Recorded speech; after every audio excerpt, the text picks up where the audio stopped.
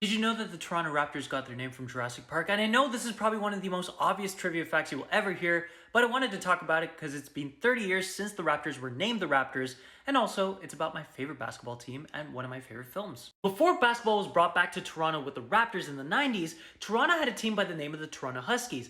They, alongside the New York Knicks, were the first ever teams to have ever played an NBA game back in 1946, but the Huskies went out of business pretty much right after that. Even though a lot of people wanted Toronto Huskies to be the name again for the new Toronto team, they couldn't do that because the Minnesota Timberwolves had just entered the league and they didn't want any confusion with that new team.